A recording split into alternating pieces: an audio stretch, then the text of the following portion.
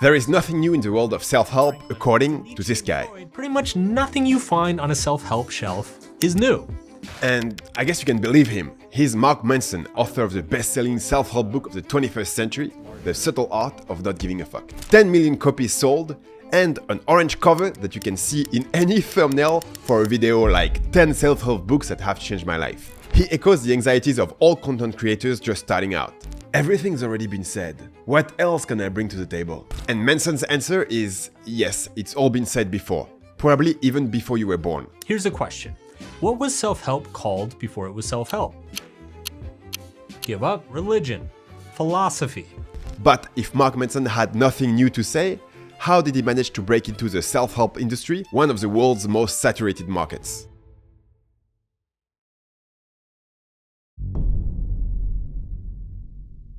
Pretty much nothing you find on a self-help shelf is new. And that's fine, because what does change and what does matter is the packaging.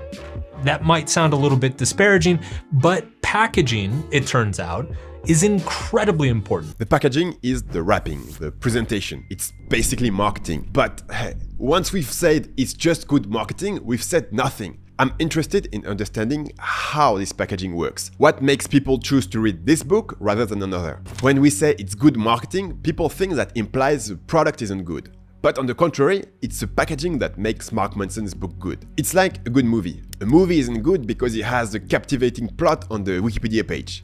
What makes a good movie is the way it's acted and staged. In other words, the presentation. I think Mark Manson has written a brilliant book and I have been a fan of his work for a very long time. So I have decided to analyze it and draw some lessons that you can apply to your own projects. Take the most obvious element, the title. There is a swear word in it! The Subtle Art of Not Giving a Fuck. Like all good innovations, this has since been copied by a bunch of other books and even in the academic world. But if the lesson you take away from this is you just have to say some naughty words, you've missed the point. This title works in contrast to classic self-help books, which have extremely literal titles like How to Win Friends and Influence People, or The 7 Habits of Highly Effective People. Personally, I do like the nostalgic feel of old-school personal development, which makes you want to get up early in the morning, part your hair on the side, and iron your shirts. Take, for example, The Strangest Secret in the World, a speech by Earl Nightingale from 1956. We must control our thinking. The same rule that can lead a man to a life of success, wealth, happiness, and all the things he ever dreamed of for himself and his family. That very same law can lead him into the gutter. I still think this is cool, but I have to admit the packaging has aged. For most people, this kind of old-fashioned personal development is cheesy, naive, and a bit cringy. This is where you see the power of Mark Manson's packaging. He doesn't take himself so seriously. He's a former rocker with long hair who doesn't iron his shirts. And he says, fuck. I had just kind of discovered that if you put fuck in the title, everything would go further. So I was like adding fuck to all my titles or to a bunch of my titles at the time. And so I was just kind of on the lookout of like cool titles that you could add fuck into.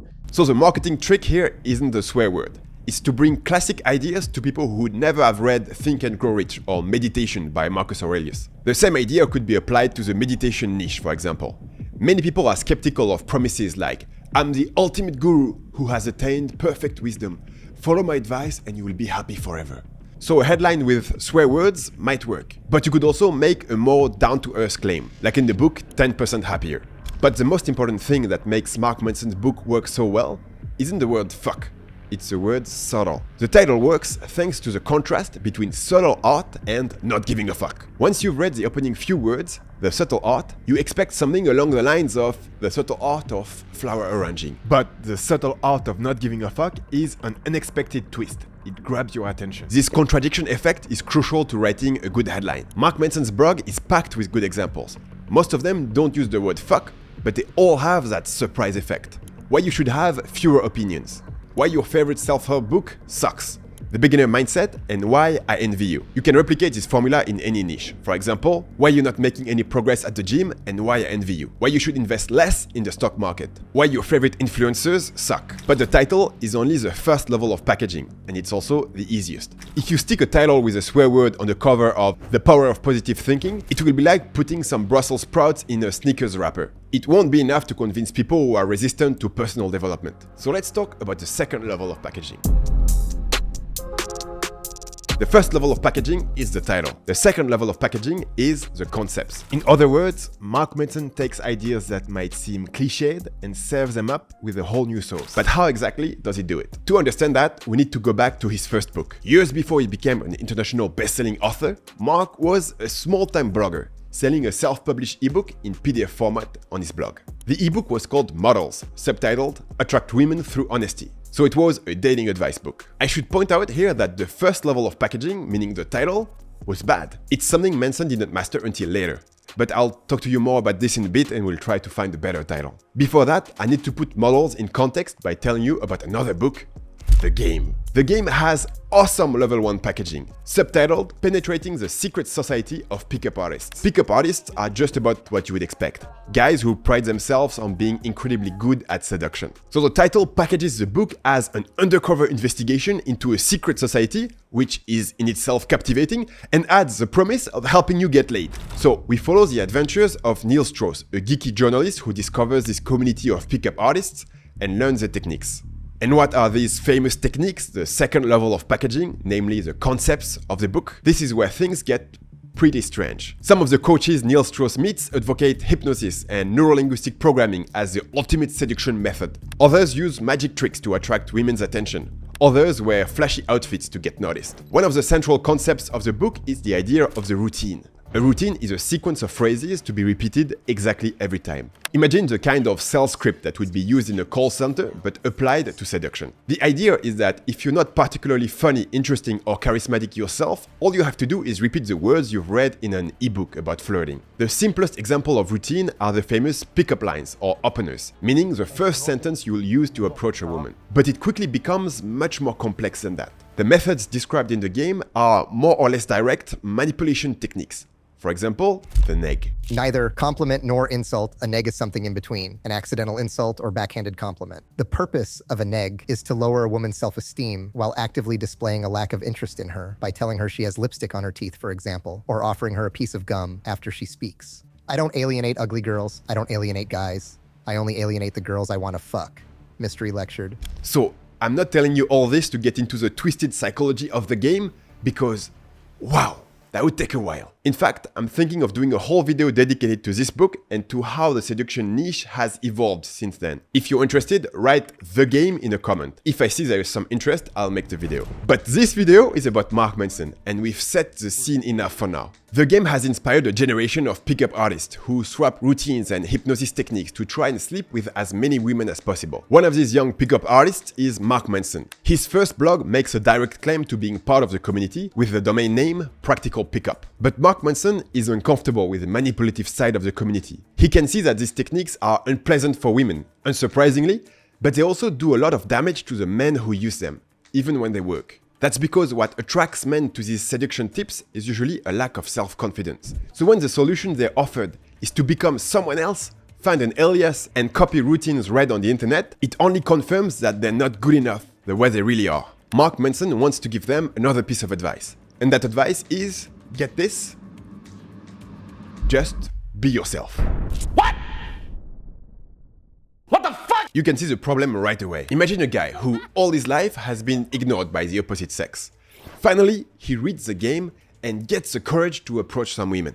It doesn't work all the time, but at least he no longer feels totally invisible. He's proud of himself. And now, this new coach arrives on the market telling you to just be yourself. It's the kind of advice your Auntie Gladys would give you. Worse, it's the kind of advice a pretty girl would give her best friend who's been in love with her for 3 years. At least that's how the game's pickup artist would see it. If we transpose this to the business world, the equivalent of just be yourself to get love would be just follow your passion and you will make money. It's a kind of self-righteous advice given by people like Warren Buffett who are already rich. Okay, maybe if your IQ is sky high and your passion since the age of 11 has been to make your capital grow, maybe then you can follow your passion. But what about the rest of us? So let's just say that Mark Manson is bringing a message that the majority of clients on the market are not ready to hear. In the updated version of his book, he himself explains. Most people don't realize this now, but Models was a huge risk when it came out. Vulnerability was considered a vulgar word among most men, and anything that didn't get you laid as soon as possible was often deemed pointless, or even worse, being beta. So how do you get your message across? This is where the second level of packaging comes in. concept creation. Pickup artists are obsessed with the question of social status. According to them, women ignore you because you don't have enough social status. So you have to raise your own status by being the center of attention with your magic tricks, or lower the status of the women you're interested in with an egg, for example. Mark Manson takes this notion of status and turns it on its head. According to him, status is a question of need. The person who needs the other's approval the most is needy. Neediness is when a man places a higher priority on others' perceptions of him than his perception of himself. A needy man's actions and words will therefore be primarily motivated by impressing and winning approval from others. Once he has framed his argument like that, Manson can show that routines are a technique for needy men because they are motivated by impressing women. So how do you become attractive without being needy? This is where Mark Manson performs his magic trick. He explains that the right way to seduce is to be super honest and vulnerable. Once you have accepted the concept of neediness, the logic is irrefutable. A person who places more importance on his own opinion of himself than on the opinion of others will never be afraid to say what he thinks. This concept becomes fundamental to Manson's advice. Take a simple question. Should you tell a woman you're interested in her? The game's pickup artists usually say, definitely not. If you tell a woman you're interested, you raise her status and lower yours at the same time. So you have to use all kinds of manipulative techniques to seduce her without seeming to. For example, in a group, you're advised to talk to everyone, but ignore the one woman you're really interested in, with the idea that this will make her come to you. Mark Manson gives the opposite advice and suggests you be much more direct. If you can look a woman in the eye and tell her you like her, you're putting yourself in a vulnerable position. It proves that you're not afraid of facing rejection, therefore you're not needy, and so you have high status. According to his framework, indirect methods prove you're a wimp. You don't have the courage to say what you feel, and instead you hide behind techniques. But if you have enough courage, you no longer need hypnosis and other techniques. So Mark Manson has repackaged Auntie Gladys's advice to just be yourself and made it not only the best seduction tactic, but also the only way to feel like a real man. That, my friends, is a second level of packaging. The art of working with concepts to transform a banal or unacceptable idea into a revelation that transforms the way people see the world. Before moving on to the third level of packaging, we need to go back to this title, Models. It lacks the surprise effect that Manson mastered so well in his future titles. So how can we improve on this? The first idea that came to my mind was how to succeed with women without really trying. It's a twist on a legendary title from the 50s, How to Succeed in Business Without Really Trying. I was quite proud of this idea. Unfortunately, I discovered after further research that this title had worked so well that the author himself had applied the idea to other areas, such as how to stay young, tennis, and seduction. If you have any idea for a better title, let me know in the comments. This brings us to the third level of packaging, style. As we saw in the intro, Manson is the first to admit that his ideas aren't new, but his writing style is truly unique. This is important in the self-help industry because there are three types of people: self-help addicts, ex-addicts who feel they've seen it all, and people who are totally allergic to it. For these allergic individuals, when you mention personal development, they think scam, guru, and cult. But paradoxically, they are the ones who would get the most value out of these ideas, precisely because they've never read a book on the subject. So Mark Manson's stroke of genius was to fly under their anti-guru radar, to bring them the good idea about personal development without setting off alarm bells. GQ describes the subtle art as a counter to the vapid self-help books that have dominated airports and coffee tables over the past few decades. It's no coincidence. The first chapter is called Don't Try and begins like this. Charles Bukowski was an alcoholic, a womanizer, a chronic gambler, a lout, a cheapskate, a deadbeat, and on his worst days, a poet. He's probably the last person on earth you would ever look to for life advice or expect to see in any sort of self-help book, which is why he's the perfect place to start. What he implies here is, I agree with you that inspirational self-help books suck, so I'm going to do exactly the opposite of what you expect. To illustrate the contrast, let's take a very funny example. Here is how Tony Robbins' book Unlimited Power, a classic in the self-help genre, begins. The first few lines describe, in the third person, the image of a man who has everything going for him. He's rich, young, healthy, he works with handicapped children, he's deeply in love with his wife, and he travels by private jet. And then there is a turn of event. How was it that this 25-year-old kid with only a high school education could have accomplished so much in such a short period of time? After all, this was a guy who only 3 years ago had been living in a 400 square foot bachelor apartment and washing his dishes in his bathtub. How did he go from an extremely unhappy person, 30 pounds overweight, with floundering relationships and limited prospects, to a centered, healthy, respected individual with great relationships and the opportunity for unlimited success? It all seems so incredible. And yet the thing that amazed me most was that I realized that he is me. As I said, I like the old school kind of personal development,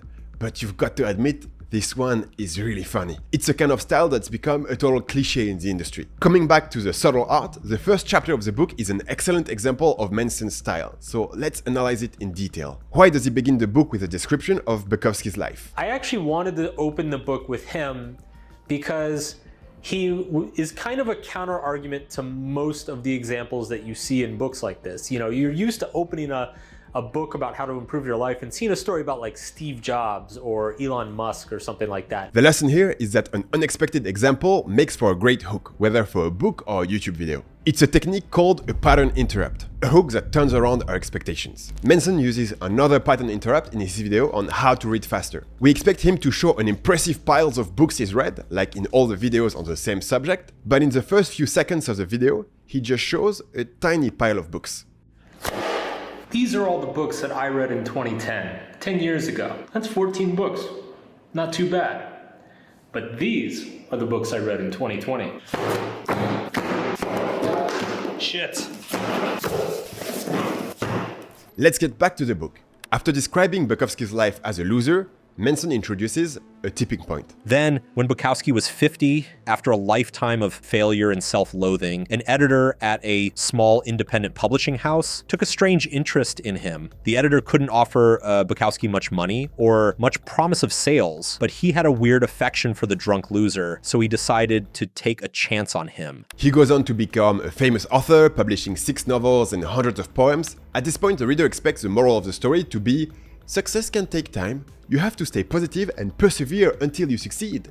Manson emphasizes this expected moral. Stories like Bukowski's are the bread and butter of our cultural narrative. Bukowski's life embodies the American dream. A man fights for what he wants, never gives up, and eventually achieves his wildest dreams. It's practically a movie waiting to happen. We all look at stories like Bukowski's and say, see, he never gave up. He never stopped trying. He always believed in himself. He persisted against all the odds and made something of himself. But Manson again catches us off guard and introduces a twist. It is then strange that on Bukowski's tombstone, the epitaph reads, "Don't try." This allows Manson to reveal the true moral of the story as he sees it and the theme of his book. The pursuit of positive experience is itself a negative experience, and the acceptance of a negative experience is itself a positive experience. Usually, when a self-help author introduces an example, you can immediately guess how the story will end. So, we have Michael, who is stressed, sick, his kids hate him, his wife despises him, his boss is threatening to fire him,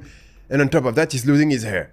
In the next 3 pages, he will apply the one big idea of the book, which I understood from the first chapter, and he will immediately regain his self-confidence, become a millionaire, and grow abs of steel. Manson manages to do the opposite. From the moment he introduces the example of Bukowski, you never know where it's going to take you. Is Bukowski supposed to be a good example or a bad one? Just when you think you know where it's going, he catches you off guard. Bukowski was a huge loser, but in the end, he succeeded. You'd think that would mean we should never give up, but Bukowski himself tells us not to try. Manson uses the same technique in his video called I Quit Drinking Alcohol. 4 bottles of whiskey, 4 bottles of bitters, old-fashioned mix, cachaça, gin, vermouth, 2 bottles of tequila, Cointreau, margarita mix, whiskey, vodka, vermouth, and 31 bottles of wine. This, by my calculations, is roughly how much I drank each year when I lived in New York City. What the fuck? How do you expect this kind of video to start? With a list of the negative effects of alcohol.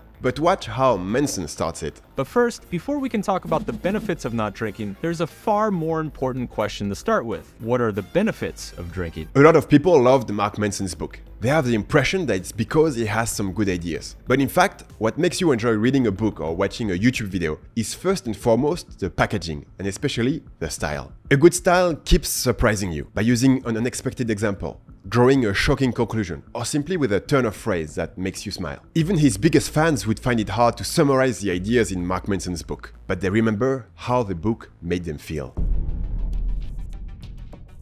Earlier, I showed you this clip. Pretty much nothing you find on a self-help shelf is new. And that's fine, because what does change and what does matter is the packaging. That might sound a little bit disparaging, but packaging, it turns out, is incredibly important. Yep. In the age of algorithms, the clickbait has become more important than the content. No, Michael, Manson's message goes much deeper than that. He puts his finger on what I call the self-help paradox. Most people know what to do to improve their lives. Go to bed at the same time every day, spend less time on their phones, don't eat McDonald's, stop blowing all their cash on OnlyFans. Everything has already been said, and for a very long time. All kinds of advice exist, and they're opposite too. And that's not a bad thing. Chances are that your favorite coaches don't even apply the advice they give, and would you believe it? That's not necessarily a bad thing either. Let me explain.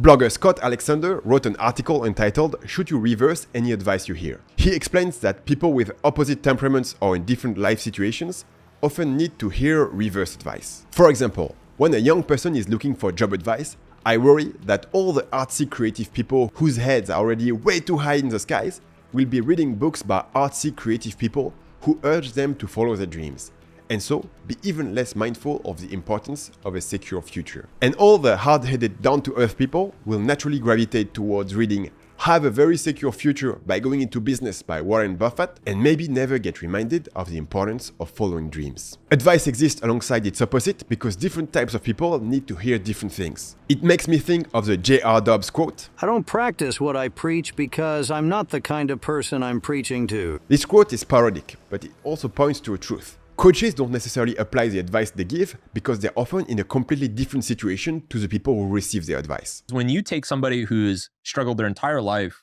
with, say, anxiety or an issue, the problem is never, I don't have the information to fix my problem. The problem is they're just not doing it. Like, they're not fucking going out and doing it. So the world doesn't need some new personal development thinker who is going to completely reinvent the wheel. The world needs individuals who will take these ideas and package them in a new way so that they speak to a new group of people. Yes, you heard me right. The world needs marketers.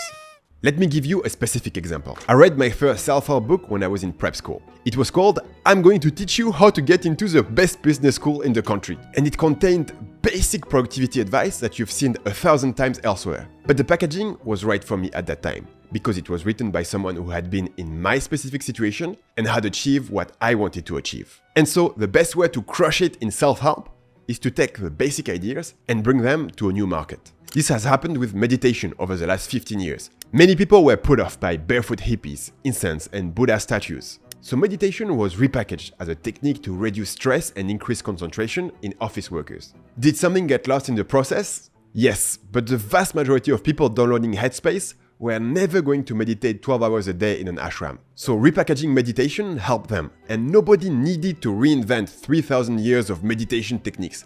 It was just a matter of giving them a less intimidating style. If it's all been said before, Manson's reply is find a way to reach those who have never heard these things. Self-help exists not because this information isn't already out there, it just hasn't been evenly distributed. By repackaging timeless wisdom and basic human knowledge, these ideas can get distributed to more people than ever before. Manson wrote Will Smith's biography. This has allowed him to reach a whole new audience with one of his core messages, which is success alone won't make you happy. It's also why he got into YouTube, where he makes videos with viral potential, with some formats inspired by Mr. Beast. What would you do if someone offered you $10,000 to do whatever it takes to overcome your social anxiety? Could you do it? Would you even know where to start? I decided to find out. As well as travel documentaries. I've come to Korea to find out why. What is driving what is arguably the worst mental health crisis of the 21st century? His YouTube channel aims to reach people who don't read books. In fact, the most viewed video on his channel is a detailed summary of his own book. Most authors would be reluctant to put such a detailed summary of their book online for free, thinking it would cannibalize sales. But not Manson. He knows that changing the format is an effective way of reaching people who weren't gonna read his book anyway. Manson even released a movie, which is on Netflix. In this article, a journalist criticizes the film for being a simple repetition of the book. However, Manson and director Nathan Price ignore the basic premise of a documentary, which is to do a deep dive and bring a nuanced conversation about a subject to its viewers. During its entire runtime, the documentary doesn't invite to the conversation people who could really contribute, such as psychologists, anthropologists, historians, and others. It ends up feeling like one of the world's longest TED Talks. This criticism completely misses the point of making the movie. The movie is not a documentary about the book, attempting to shed new light on it. It's just a film version of the book, intended for people who don't read. In the end, many of the criticism about personal development are justified. Yes, the ideas are repetitive. Once you've understood them, everyone regurgitates more or less the same thing. First great self-help book is amazing. It's wonderful. It's life-changing. Gave you the courage to go do X, Y, and Z. Blah, blah, blah. Great. Your life's been changed forever. Then life gets tough again, and you need to learn something else that's simple but difficult. So you read another book. And it helps a little, or a bit. The only self-help book that will really change your life is the first one you read. Every book you read after that helps a little less. So Manson's stroke of genius was to make a self-help book that appealed to those allergic to personal development. For many people, it was their first and only book of its kind. And following this logic, that makes it the most important self-help book in a very long time.